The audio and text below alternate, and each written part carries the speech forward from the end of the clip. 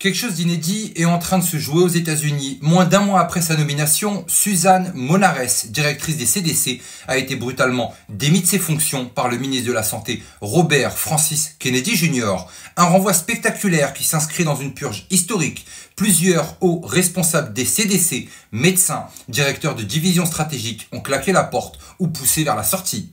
Mais derrière ce séisme administratif, une vérité plus sombre se dessine. Pourquoi une telle hémorragie au sein de l'agence la plus puissante de santé publique au monde? Quelle vérité explose au grand jour, au point que certains parlent déjà d'un assèchement du marais sanitaire? Et ce n'est pas seulement une crise sanitaire, c'est une bataille pour le pouvoir, pour la souveraineté des peuples et pour la conscience elle-même. Suzanne Monares, installée à la tête des CDC en juillet 2025, n'aura tenu que quelques semaines. Selon plusieurs sources, elle aurait tenté d'imposer discrètement la poursuite de la vaccination Covid, malgré la nouvelle ligne politique du président Trump et de Robert Francis Kennedy Jr. Un journaliste a voulu défendre sa position, mais s'est fait sèchement couper la parole. C'est le président Trump qui a été élu massivement. Cette femme n'a jamais reçu un seul vote. Il a parfaitement le droit de la licencier. Un message clair, l'ère de l'impunité bureaucratique est terminée. Mais qui est vraiment Suzanne Monares? Une scientifique issue de la DARPA, impliquée dans des projets de biosécurité, passée par des partenariats avec l'OMS et des financements liés à la Bill et Melinda Gates Foundation. Son profil incarne la fusion entre bureaucratie sanitaire et complexe militaro-industriel. Son limogeage n'est pas un accident, c'est une rupture. Pour la première fois, une directrice du CDC est chassée, non pour corruption révélée, mais pour sa loyauté à un système. Dans la foulée, une cascade de démissions. Demetr Daskalakis, directeur de l'unité vaccinale. Daniel Jernigan, responsable des zoonoses. Debra Ouri, médecin-chef. Et même Jay Leiden, directrice des données. Tous dénoncent la politisation de la santé publique. Mais c'est pas eux qui avaient politisé la science pendant la pandémie. Oui, rafraîchissez-vous la mémoire. On se souvient ce qu'ils ont fait au professeur Raoult, Montagnier, Perron, Louis Fouché et tous les autres qui ont décidé de se lever contre tout ce qui était politique sanitaire. Des employés quittant le siège des CDC à Atlanta ont manifesté accusant RFK Jr. d'être un théoricien du complot, un aveu involontaire. Ceux qui défendent l'ancien narratif savent que leur monde s'effondre. Historiquement, ce type d'exode rappelle d'autres purges, la CIA après le Church Committee dans les années 70 ou le Pentagone après le Vietnam. Quand une institution se vide de ses têtes, c'est rarement une coïncidence, c'est souvent le signe d'une révolution interne. RFK Jr. ne s'en cache pas, il y a beaucoup de problèmes au CDC et il faudra se débarrasser de certaines personnes. Il parle d'une agence troublée, gangrénée par des décennies d'influence des grands pharma et des réseaux de Bill Gates. Dès son arrivée, il a éliminé des dizaines d'agents liés à ces réseaux au sein du CDC, du HHS et du NIH. C'est une politique de la terre brûlée. Mieux vaut repartir à zéro que bricoler une machine corrompue. Certains commentateurs comparent son action à celle de John Fitzgerald Kennedy face à la CIA lorsqu'il avait promis de la briser en 1000 morceaux. RFK Jr. applique cette logique au monde médical, briser un empire devenu incontrôlable. La FDA vient de frapper un coup monumental. Les autorisations d'urgence pour les vaccins Covid qui avaient permis mandat, confinement et discrimination sont révoquées. Désormais, ces vaccins ne sont accessibles qu'au public vulnérable et uniquement après consultation médicale. Plus de passe, plus d'obligations. RFK Jr. rappelle sa promesse tenue. Fin de l'obligation vaccinale. Vaccin seulement pour ceux qui le veulent. Placebo obligatoire dans les essais. Fin de l'état d'urgence.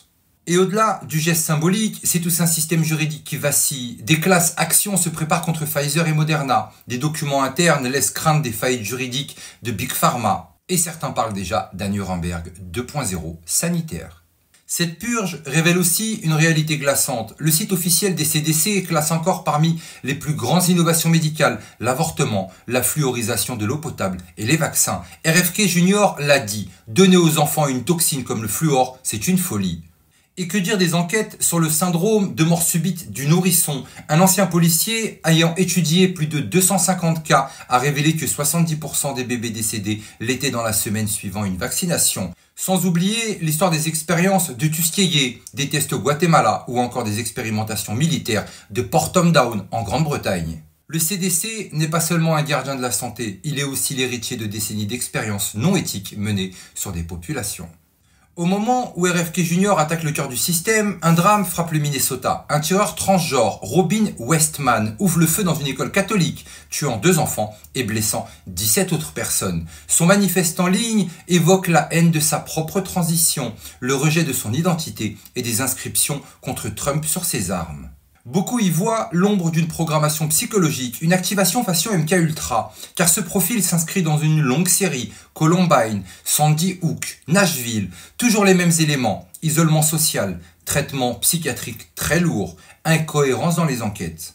RFK Junior a annoncé une enquête sur les médicaments pris par le tireur. Nous sommes la nation la plus médicamentée du monde. Ces psychotropes ont des avertissements noirs sur les pensées suicidaires et homicidaires. Le public a le droit de savoir. Tout converge, purge du CDC, fin des vaccins imposés, révélations sur les morts subites, fusillades liées à des profils instables et une question obsédante. Sommes-nous témoins d'un simple bouleversement administratif ou d'une guerre invisible contre la conscience humaine? Orwell l'avait prédit, le futur ne sera pas seulement une dictature extérieure, mais un contrôle intérieur, mental, psychologique. Des ex-agents de renseignement affirment que la guerre du futur sera psychologique avant d'être militaire. La médecine, les écrans, la 5G, les psychotropes, les récits médiatiques, tout devient un outil de guerre cognitive. MKUltra, 2 lettres et un mot qui résonne comme une légende sombre. Dans les années 50, la CIA finance secrètement des centaines d'expériences sur le contrôle mental. Sidney Gottlieb administre du LSD à des cobayes humains. Frank Olson, scientifique de la CIA, meurt mystérieusement après une défenestration. À Montréal, l'Allan Memorial Institute torture des patients avec des électrochocs et des drogues. Officiellement stoppé en 1973. Officiellement. En réalité, les projets continuent sous d'autres noms. Artichoke, Monarch, Bluebird, et les techniques s'affinent. Traumatisme, dissociation, manipulation médiatique. Aujourd'hui, certains chercheurs parlent d'un MKUltra 2.0. Réseaux sociaux comme outils d'addiction cognitive, neurotechnologique de la DARPA, implants neuronaux couplés à l'IA. L'ancien cauchemar des années 60 est devenu une réalité numérique. MKUltra ne naît pas du hasard. Ses racines remontent aux recherches nazies récupérées via l'opération Paperclip. Des médecins SS comme Mengele étudiaient déjà la dissociation et le conditionnement. Les États-Unis ont recyclé ces savoirs. Des victimes témoignent. Katie O'Brien qui raconte son enfance brisée par des programmes de contrôle. Anek Lucas qui relie MKUltra au réseau pédocriminel. Des documents déclassifiés qui prouvent l'usage du chantage sexuel et de la torture pour briser les esprits. On commence à comprendre un peu mieux notre Napoléon de Bonaparte actuellement. Aujourd'hui, la technologie a remplacé les drogues, la 5G militaire capable d'agir sur la biologie, les réseaux sociaux qui exploitent la dopamine pour programmer nos comportements, l'IA et la réalité augmentée qui vise à capturer notre attention et l'imaginaire. Le programme MKUltra n'est plus seulement une expérimentation, c'est une matrice globale qui enferme des milliards d'êtres humains dans un conditionnement invisible. En quelques semaines, RFK Junior et Trump ont frappé au cœur du système sanitaire mondial. Le CDC est en pleine implosion. La FDA recule, les médias paniquent et les anciennes élites médicales crient au complot. Mais pour la première fois depuis bien longtemps, des voix puissantes posent les vraies questions. Qui a manipulé la science? Qui a profité de la peur? Et jusqu'où ira la guerre pour la vérité? Ce n'est pas une simple crise sanitaire, c'est une bataille pour la souveraineté, pour la liberté et peut-être même pour la survie de l'esprit humain. À vous de choisir de quel côté vous voulez être, mais surtout n'oubliez pas, on n'est clairement pas au bout de nos surprises.